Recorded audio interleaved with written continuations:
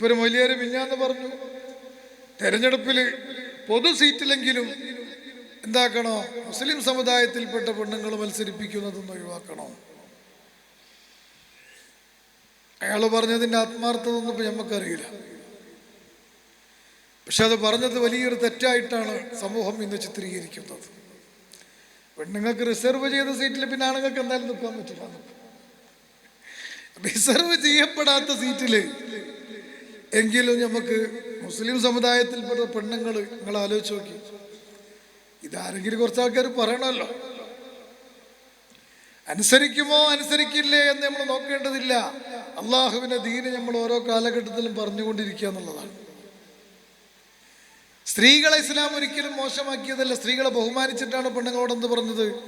വഖർന ഫീ ബുയൂതികുന്ന വലാ തബറജന തബറജൽ ജാഹിലിയ്യത്തിൽ ഊലാ. നിങ്ങൾക്ക് അനിവാര്യമായ ഘട്ടത്തിൽ മാത്രമേ പെണ്ണുങ്ങളെ പുറത്തിറങ്ങേണ്ടതുള്ളൂ.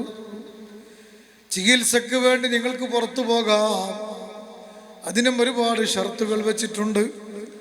ഫർളായ ഹജ്ജിന് വേണ്ടി നിങ്ങൾക്ക് പുറത്തു പോകാം, അവിടെയും സുന്നത്തായ ഹജ്ജാണെങ്കിലും സുന്നത്തായ ഉംറയാണെങ്കിലും നിങ്ങൾ ആവശ്യമില്ലാതെ മെഹറമില്ലാതെ പോവരുതെന്ന് പറഞ്ഞിട്ടുണ്ട്.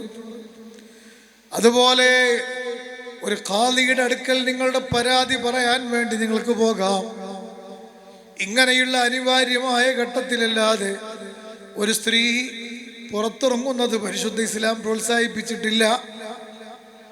ഇതെന്തിനു വേണ്ടിയാണ് എന്ന് ചോദിച്ചാൽ സ്ത്രീ സുരക്ഷയ്ക്ക് വേണ്ടിയാണ്.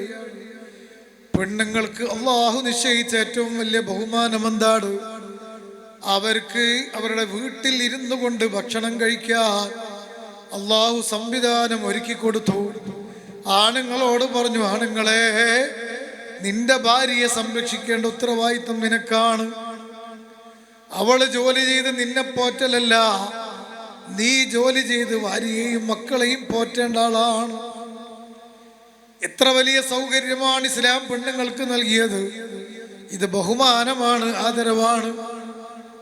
ഒരു സ്ത്രീയുടെ വസ്ത്രവും ചികിത്സയും ഭക്ഷണവും എല്ലാം പുരുഷൻ അള്ളാഹു ഏൽപ്പിച്ചു കൊടുത്തത് സ്ത്രീ സമൂഹത്തിനുള്ള ബഹുമാനമാണ്, ആദരവാണ്. എന്ന് പറഞ്ഞാൽ ഒരു പെണ്ണ് വെളിച്ചം കാണാൻ പാടില്ല, പുറത്തു പോവാൻ പാടില്ല എന്നല്ല. ആവശ്യമാകുമ്പോൾ പോകാം, അതിൻ്റെ നിയമങ്ങളൊക്കെ പാലിക്കണം. അങ്ങനെ ഓരോ കാര്യങ്ങളും ഇപ്പം അങ്ങനെയാണ്. ഇന്നിപ്പോ സുബ്ഹാനല്ലാഹ് എല്ലാ രാഷ്ട്രീയക്കാരും, ഞാനിങ്ങനെ കണ്ടിട്ട് പിന്നെയാന്ന് ഞെട്ടിപ്പോയി. ഒരു സ്ഥാനാർത്ഥി വന്ന് എല്ലാ മുസ്ലിം പെണ്ണുങ്ങൾക്ക് കൈ കൊടുക്കുകയാണ്. പെണ്ണുങ്ങൾ യാതൊരു പ്രയാസവും ഇല്ല, നമ്മുടെ സ്ഥാനാർത്ഥിക്ക് ഇങ്ങനെ കൈ കൊടുക്കുകയാണ്. സുബ്ഹാനല്ലാഹ്. നിങ്ങളിപ്പോൾ ഈ അമേരിക്ക ബോംബിടുന്നതിലൊന്നും ഇപ്പോൾ പ്രയാസപ്പെട്ടിട്ട് കാര്യമില്ല. ഇങ്ങനത്തെ ഒരു കാലമൊക്കെ വരുമ്പോൾ ബോംബ് പോകുന്ന റസൂൽ പറഞ്ഞിട്ടില്ലേ? പണ്ടത്തൊക്കെ പെണ്ണുങ്ങൾ സംസാരിക്കുകയാണെങ്കിൽ ഇതാ ആ തട്ടൊക്കെ അങ്ങോട്ട് മറച്ചു പിടിച്ചിട്ട് ആ മറയുടെ പുറകിൽ നിന്നുകൊണ്ട് സംസാരിക്കുമായിരുന്നു. ഇനിയിപ്പോൾ അതൊന്നുമില്ലെങ്കിലും ഒരു ഡിസ്റ്റൻസ് കീപ്പ് ചെയ്യുമായിരുന്നു. സ്ഥാനാർത്ഥിക്ക് ഇപ്പോൾ കൈ കൊടുക്കണമെന്നുണ്ടോ? വോട്ട് ചെയ്താൽ നിങ്ങൾ ആലോചിച്ച് നോക്ക്, ഇതൊരു പ്രശ്നമല്ലാത്തൊരു കാലം. അള്ളാഹുവിന്റെ ദീന് പുല്ലുവില കൽപ്പിക്കുന്ന മുസ്ലിം സമുദായത്തിൽപ്പെട്ട ആളുകൾ ഉണ്ടാകുമ്പോൾ പരിശുദ്ധ പ്രവാചകൻ പഠിപ്പിച്ചു, മക്കളെ, നിങ്ങൾ ഇടുത്തി പ്രതീക്ഷിക്കണം, ആകാശത്ത് നിന്ന് തീമഴ പ്രതീക്ഷിക്കണം, ഭൂമിയിൽ നിന്ന് ഭൂമി കുലുക്കം പ്രതീക്ഷിക്കണം, കൊടുങ്കാറ്റുകൾ പ്രതീക്ഷിക്കണോ. ഇപ്പൊ നിങ്ങൾ കണ്ടില്ലേ, ഗൾഫ് യുദ്ധം തുടരുകയാണ്. മുസ്ലിം രാജ്യങ്ങളുടെ സാമ്പത്തിക സമൃദ്ധികളൊക്കെ നഷ്ടപ്പെട്ടുകൊണ്ടിരിക്കുകയാണ്. ഞാൻ നിങ്ങളോട് പറയുന്നു മക്കളെ, ദുബായിയും സൗദിയും ഖത്തറും ബഹ്റൈനും ഒക്കെ ഒരു 6 മാസം പൂട്ടിക്കഴിഞ്ഞാ ഈ ജീവിതത്തിന്റെ പളപളപ്പും പത്രാസും ഒക്കെ അസ്തമിച്ചു പോകും. ഇപ്പൊ തന്നെ ഗ്യാസ് കിട്ടാനില്ല എന്നാ പറഞ്ഞു. എടവണ്ണപ്പാറയില് നമ്മളെ മമതൊക്കെ തുറന്നോ? നിങ്ങള് ഗ്യാസ് വേറെ കിട്ടുമെന്ന് എനിക്ക് തോന്നണത്. ഒപ്പിച്ചു പോവാണ്. എത്ര മാസം ഒപ്പിക്കും? പൈസ കൂടുതൽ കൊടുക്കണം എന്നാണ്. അപ്പം പിന്നെ പൊറോട്ടക്കൊക്കെ വില കൂട്ടേണ്ടി വരും, എന്നാലും മതിയാവില്ല. സുബ്ഹാനല്ലാഹ്, ഞാൻ പറയുന്നത് ഇപ്പോൾ ഈ ഗൾഫ് വാറിങ്ങനെ നിൽക്കുകയാണെങ്കിൽ ഒരുപക്ഷെ ഇന്ധനങ്ങൾ, പെട്രോളും ഡീസലൊക്കെ സ്റ്റോപ്പ് ആവാൻ സാധ്യതയുണ്ട്. അങ്ങനെ സ്റ്റോപ്പായി കഴിഞ്ഞാൽ നല്ല രസമുണ്ടാവും അല്ലേ? എന്താ രസം! റോട്ടുമലൊക്കെ നല്ല മൂരിവണ്ടികൾ ഇറങ്ങും, കാളവണ്ടികൾ വരും, കാറുകളൊക്കെ നമ്മൾ നല്ല തുടച്ച് വൃത്തിയാക്കിയിട്ട് നമ്മളിങ്ങനെ ഷോക്കേസിൽ വെക്കണമാതിരി വീട്ടിലിങ്ങനെ നിർത്തും. അത് ഓടണ്ടേ? പച്ചക്കറി വരില്ല, ഫ്രൂട്ട്സ് വരില്ല, ഒരു സാധനം വരില്ല, കാരണം വണ്ടിയിലല്ലോ, ലോറിയിൽ കൊണ്ടുവരണമെങ്കിൽ. അപ്പം എല്ലാവരും അവനവൻ്റെ മുറ്റത്തന്നെ കൃഷി ചെയ്യും. പിന്നെ എവിടേക്കും പോകാനില്ല, ടൂറ് പോകാനില്ല, വേറെ എവിടെയും പോകില്ല. അപ്പോൾ ഒരു ഗ്രാമത്തിൽ എല്ലാ ജനങ്ങളും തമ്മിൽ ഭയങ്കര പരിചയമായിരിക്കും. കാരണം എന്ന് പോലെ തന്നെ നമുക്ക് കാണുകയാണല്ലോ, ഭാര്യയും മക്കളൊക്കെ നല്ല സൗഹൃദത്തിലായിരിക്കും. ജീവിതത്തിൽ ഒരുപാട് മാറ്റങ്ങൾ സംഭവിക്കാൻ സാധ്യതയുണ്ടെന്നാണ്. പക്ഷേ അതിനേക്കാളൊക്കെ അപ്പുറം നമ്മുടെ ഈ ജീവിതം ഒക്കെ താറുമാറായി പോകും. നമ്മൾ മനസ്സിലാക്കണം, ലോകത്തിന്റെ ക്രമങ്ങൾ മാറും. ഇതൊന്നും എല്ലാ കാലഘട്ടത്തിലും ഈ കച്ചവടം, ഈ പരിപാടിയും, ഈ സന്തോഷങ്ങളും ഈ ഗൾഫൊന്നും ഉണ്ടാവുന്നവരും മനസ്സിലാക്കണ്ട. അല്ലാഹ് ഖുർആനിൽ ഒരു കാര്യം പറഞ്ഞിട്ടുണ്ട്, മക്കളെ, നിങ്ങൾക്ക് അല്ലാഹു ചെയ്ത നിഅമത്തുകളെ നിങ്ങൾ മറന്നു കളിക്കരുത്. അങ്ങനെ മറന്നു കളിച്ചാൽ അല്ലാഹു നിങ്ങൾക്ക് ചെയ്ത നിഅമത്തിൽ മാറ്റം വരുത്തുന്ന. നിങ്ങൾ ആ നിഅമത്തിനെ ഓർക്കാതെ നിങ്ങൾ കളിച്ചില്ലേ? ദുബായി ഒക്കെ ഇപ്പൊ കളിക്കുന്ന എന്ത് കളി കളിക്കുന്നത്? ട്രംപ് വന്നപ്പോൾ സ്വീകരണം ഏർപ്പെടുത്തി. ദുബായ് ഗവൺമെന്റ് ഇസ്ലാമിക രാജ്യമാണ്. മധുര 17കാരികളായ പെൺകുട്ടികളെ രംഗത്തിറക്കി. 14, 13, 12, 15, 16 വയസ്സുള്ള പെൺകുട്ടികളെ ട്രംപിന്റെ മുമ്പിൽ മുടി അഴിച്ചിട്ട് നൃത്തം ചവിട്ടി അയാൾ ആസ്വദിപ്പിച്ചിട്ടല്ലേ വിട്ടത്. ശരിയാണെന്ന് എനിക്കറിയില്ല, ഞാൻ സോഷ്യൽ മീഡിയയിൽ കണ്ടതാ പറയുന്നത്. ഒരു അന്യ രാജ്യത്തിന്റെ ഒരു പ്രതിനിധി വരുമ്പോൾ അയാളെ സന്തോഷിപ്പിക്കാൻ ഒരു മതത്തിന്റെ നിയമങ്ങൾ മാറ്റിവെക്കേണ്ടതുണ്ടോ? ഞാൻ ഓർക്കുകയാണ്, സൗദി അറേബ്യയുടെ രാജാവ് മരിച്ചപ്പോൾ ഇന്ത്യയുടെ പ്രധാനമന്ത്രി നരേന്ദ്രമോദിയും മറ്റുള്ള ആളുകളൊക്കെ സൗദിയിൽ ചെന്നപ്പോൾ അന്നത്തെ രാജാവായി സ്ഥാനമേൽക്കുന്ന സൽമാൻ രാജാവ് മോഡിയോട് പറഞ്ഞു, പ്ലീസ് നിങ്ങൾ 5 മിനിറ്റ് അവിടെ ഇരിക്കണം, അസർ ബാങ്ക് കൊടുത്തിട്ട് ഞാൻ നിസ്കരിച്ച് വരാം. മീഡിയകളിലൊക്കെ വലിയ വാർത്തയായിരുന്നു അത്. ആ നിസ്കാരം കഴിഞ്ഞിട്ടാണ് രാഷ്ട്രപ്രതിനിധികളെ സ്വീകരിച്ചത്. ഇങ്ങനൊരു കൾച്ചറൊക്കെ നേരത്തെ നമ്മുടെ നാട്ടിൽ ഇസ്ലാമിക രാജ്യങ്ങൾ ഉണ്ടായിരുന്നു. സമൃദ്ധിയുടെ പേരിൽ, അള്ളാഹു നൽകുന്ന സമ്പത്തിന്റെ പേരിൽ, ഇതല്ലേ ഇപ്പൊ നമ്മളെ നാട്ടിൽ നടക്കുന്നത്. അള്ളാഹു ഗൾഫിന്റെ പണം കൊടുത്തപ്പം ഗൾഫുകാരൻ ഇവിടെ വന്നിട്ട് 16, 18, 20 വയസ്സായ പെൺകുട്ടികളെ ജീൻസും പാൻറ്റും ഒക്കെ ഇട്ടിട്ട് മുടി കഴിച്ചിട്ട് റോട്ടുമൊക്കൂടെ നടത്തിക്കുന്നു. എല്ലാ തോന്നിവാസങ്ങളും നമ്മളെ മക്കളിന്ന് വിദ്യാഭ്യാസം നേടുന്നതിൻ്റെ പേരിൽ അഴിഞ്ഞാടുകയാണ്. വിദ്യാഭ്യാസം ഹറാമല്ല, പക്ഷേ ആ വിദ്യാഭ്യാസം നേടുമ്പോൾ ഒരു ഇസ്ലാമിക സംസ്കാരമുള്ള ആളായിട്ട് ജീവിക്കുക എന്നുള്ളത് മോശമാണ് എന്ന് നിങ്ങൾക്ക് തോന്നിയിട്ടുണ്ടോ? അന്ന് നിങ്ങളുടെ അധപ്പതനമാണ്. വിദ്യാഭ്യാസമുള്ള ആളുകളൊക്കെ ഇസ്ലാമിനെ തിരിച്ചറിഞ്ഞിട്ടുണ്ട്. കേരളത്തിലെ ഏറ്റവും വലിയ വിദ്യാസമ്പന്നയായ മലയാളത്തിന്റെ പ്രിയപ്പെട്ട സാഹിത്യകാരിയായിരുന്നു മാധവിക്കുട്ടി. കമലദാസ് എന്ന പേരിലാണ് അവിടെ ഇംഗ്ലീഷ് പദ്യങ്ങളൊക്കെ നമ്മളൊക്കെ പാഠപുസ്തകത്തിൽ പഠിച്ചിട്ടുണ്ട്.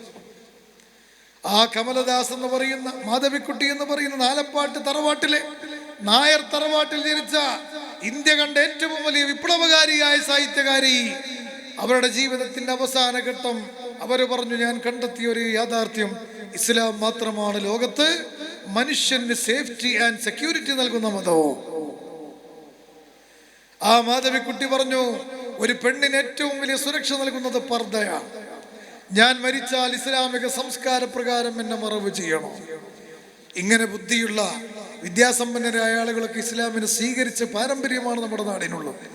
എന്നാൽ മുസ്ലിം പെൺകുട്ടികൾ അവരുടെ രക്ഷിതാക്കൾക്ക് ഗൾഫിന്റെ പണം വന്നപ്പോ അവർ അസർബൈജാനിലും ഫ്രാൻസിലും ജർമ്മനിയിലും ഈജിപ്തിലൊക്കെ പോയിട്ട് MBBS-ഉം എഞ്ചിനീയറിംഗ് ഒക്കെ പഠിച്ചു വരുമ്പോ യൂറോപ്യന്മാരുടെ വസ്ത്രധാരണ സ്വീകരിച്ചുകൊണ്ട്, അല്ലെങ്കിൽ തലയിൽ തട്ടമിടാതെ, ഇസ്ലാമിക് കൾച്ചർ മുറുകെ പിടിക്കാതെ ജീവിക്കുന്നൊരു സാഹചര്യം മക്കളെ അള്ളാഹു ഏറെക്കാലം പൊറുക്കൂല എന്ന് നിങ്ങൾ പഠിച്ചോ? പരിശുദ്ധ ഖുർആൻ പറഞ്ഞിട്ടുണ്ട്, അള്ളാഹു നിങ്ങൾക്ക് ചെയ്ത നിഅമത്തിന് നിങ്ങൾ എന്ന് നന്ദി കേട് കാണിക്കുന്നു, ആ സമയത്ത് അള്ളാഹു ഇന്നല്ലാഹ ലാ യുഗയ്യിറു മാ ബിഖൗമിൻ ഹത്താ യുഗയ്യിറു മാ ബിഅൻഫുസിഹിം. ഇതാണ് ഇവിടെ സംഭവിക്കുന്നത്. അങ്ങനെ വരുന്ന കാലഘട്ടത്തിൽ അള്ളാഹുവിൻ്റെ അദാബുകൾ നിങ്ങളെ പരീക്ഷണങ്ങളായി വരും. വനഖ്സിം മിനൽ അംവാലി വൽ അൻഫുസി വസ്സമറാത്ത്. നിങ്ങൾക്ക് സാമ്പത്തിക നാശമുണ്ടാകും, നിങ്ങൾക്ക് ആൾനാശങ്ങൾ ഉണ്ടാകും. ഇതെല്ലാം അള്ളാഹിന്റെ പരീക്ഷണങ്ങളാണ്. അതിന്റെ കാരണക്കാര് നിങ്ങൾ തന്നെയാണ്. വിമാ കസബത്ത് ഐദിന്നാസ്. അതുകൊണ്ട് ഞാൻ എൻ്റെ പ്രിയപ്പെട്ട വിശ്വാസികളോട് പറയുന്നത്, ഇത് ഔലിയാക്കന്മാരുടെ സദസ്സാണ്. ഇന്നത്തെ കാലഘട്ടത്തിലുള്ള ഒരു ഔലിയ എന്ന് പറയാൻ പറ്റുന്ന ആളാരാണ്? സൂക്ഷ്മതയിൽ ജീവിക്കുന്ന ആൾ തന്നെയാണ്. 10,000 റക്അത്തൊന്നും നിസ്കരിച്ചിട്ടില്ലെങ്കിലും ഹറാമുകളെ ഹറാമായി കണ്ട് ഹലാലാണ് എന്ന് ഉറപ്പുള്ളത് മാത്രം സ്വീകരിച്ച് അള്ളാഹുവിനെ ഭയപ്പെട്ടുകൊണ്ട് ജീവിക്കുന്ന ഒരു മനുഷ്യനായി നിങ്ങൾ മാറുന്നുണ്ടോ? നിങ്ങളാണ് ഇന്ന് അള്ളാഹു ഏറ്റവും ഇഷ്ടപ്പെട്ട മഹാൻ. ഉറപ്പുണ്ടോ? ഹലാലാണ്. സൂക്ഷ്മതയ്ക്ക് വേണ്ടി ഇറച്ചി പോലും ഭക്ഷിക്കാത്തത്രയോ നാടന്മാർ നമ്മളെ കൂട്ടത്തിലുണ്ട്. ആ കോഴി അറുത്തതാണ്, ഉറപ്പില്ല, അറക്കാതിരിക്കാനുള്ള സാധ്യതയുണ്ട്. ശരീഅത്തിന്റെ നിയമപ്രകാരം ഒരു ലന്നുണ്ടായ മദീന, പക്ഷേ സൂക്ഷ്മതയ്ക്ക് വേണ്ടി അതെല്ലാം മാറ്റിവെക്കുന്ന ആളുകളുണ്ട്. ഒരാൾ തരുന്ന കാശ് പോലും സ്വീകരിക്കാത്ത മഹാന്മാരുണ്ട്. അയാൾ പലിശ വാങ്ങുന്ന ആളാണോ? ഞാൻ പറയുന്നത് എല്ലാം ഹലാലും ഹറാമുകളും വേർതിരിച്ചുകൊണ്ട് അള്ളാഹുവിനെ ഭയപ്പെട്ടുകൊണ്ട് ജീവിക്കുക. പടച്ചതമ്പുരാനെ കുറിച്ച് ഓർക്കുമ്പോൾ കരയണം. അതാണ് ഇന്നത്തെ കാലഘട്ടത്തിൽ റബ്ബിന്റെ തൃപ്തിക്ക് കാരണം. പാതിരാത്രിൽ എഴുന്നേറ്റ് അള്ളാഹുവിന്റെ മുമ്പിൽ 2 റക്അത്ത് സുന്നത്ത് നിസ്കരിക്കുക. പാതിരാത്രിൽ എഴുന്നേറ്റുകൊണ്ട് ഒരു പേജ് ഖുർആൻ ഓതുക. പാതിരാത്രിയിൽ സുബഹിയുടെ മുമ്പ് എഴുന്നേറ്റ് നിങ്ങൾ കരഞ്ഞുകൊണ്ട് പ്രാർത്ഥിക്കുക. ഈ 3 കാര്യവും റബ്ബ് ഇഷ്ടപ്പെടുന്ന കാര്യമാണ്. 4 മണിക്ക് എഴുന്നേറ്റ് ഒളൂ ചെയ്ത് 2 റക്അത്ത് തഹജ്ജുദ് നിസ്കരിച്ച് അത് കഴിഞ്ഞ് ഒരു 10 മിനിറ്റ് ഖുർആൻ ഓതി, അത് കഴിഞ്ഞൊരു 10 മിനിറ്റ് നിങ്ങൾ ദുആ ചെയ്തോ, അള്ളാഹു നിങ്ങളെ പ്രാർത്ഥന കേൾക്കും. നിങ്ങൾക്ക് റബ്ബിന്റെ പൊരുത്തം കിട്ടോ. ഇങ്ങനൊക്കെ നമ്മൾ ചെയ്യാൻ വേണ്ടി ശ്രമിക്കും. അനാവശ്യമായ സംസാരങ്ങളൊക്കെ ഒഴിവാക്കുക. അള്ളാഹുവിന് ഇഷ്ടപ്പെട്ട സംസാരം അതേതാ? അത് ദിക്റും സലാത്തുമാണ്, വഅളുകളാണ്, പ്രസംഗങ്ങളാണ്, ദീനിയായ കലിമത്തുകളാണ്. ഇങ്ങനെ ജീവിച്ചാൽ മതി. 10,000 റക്അത്തൊന്നും നിസ്കരിക്കാൻ സമയമില്ലെങ്കിൽ സൂക്ഷ്മതയുള്ളൊരു ജീവിതം, അതാണ് നമ്മൾ വേണ്ടത്. ഞാനിപ്പോൾ ബഹ്റൈനിൽ ചെന്നപ്പോൾ അവിടെ വലിയ ഒരു പണ്ഡിതന്റെ ഖബർ നമ്മുടെ ഒരുപാട് പ്രവർത്തകന്മാരൊക്കെ സിയാറത്ത് ചെയ്യുന്നത് കണ്ടു. ഞാൻ ചോദിച്ചു, ആരാണ്? ഈ അടുത്ത കാലഘട്ടത്തിൽ മരിച്ച ബഹ്റൈനിലൊരു പണ്ഡിതന്റെ ഖബറാണ്. എന്താണ് അയാളെ പ്രത്യേകത എന്ന് ചോദിച്ചപ്പോൾ, ബഹ്റൈന് ഈ പറഞ്ഞ മാതിരി ജനങ്ങളിങ്ങനെ കള്ളു കുടിക്കാനും അല്ലെങ്കിൽ രസിച്ച് ആറാടാനൊക്കെ വേണ്ടി ആണുങ്ങളും പെണ്ണുങ്ങളൊക്കെ വരുന്ന ഒരു പ്രദേശമാണ് ബഹ്റൈനിലെ ചില മേഖലകളൊക്കെ. സൗദിയെ പോലെ ശരീരം മറക്കണമെന്നൊരു നിയമമൊന്നും അവിടെ ഇല്ല. അപ്പൊ ഈ പണ്ഡിതൻ അവിടുത്തെ ഗവൺമെന്റിനോട് ആവശ്യപ്പെട്ടു അത്രേ, ഇവിടുത്തെ സ്ത്രീകൾക്ക് പെരുമാറ്റച്ചട്ടം നിർബന്ധമാക്കണം, ഇസ്ലാമിക വസ്ത്രധാരണം കൽപ്പിക്കണോ. അപ്പൊ ബഹ്റൈൻ ഗവൺമെന്റ് ഈ പണ്ഡിതനോട് പറഞ്ഞു, ഈ രാജ്യത്തെ എല്ലാ വിഭാഗവും ജീവിക്കുന്ന നാടാണ്, അങ്ങനെ ഒരു നിയമമൊന്നും ഇവിടെ പറയാൻ പറ്റില്ല.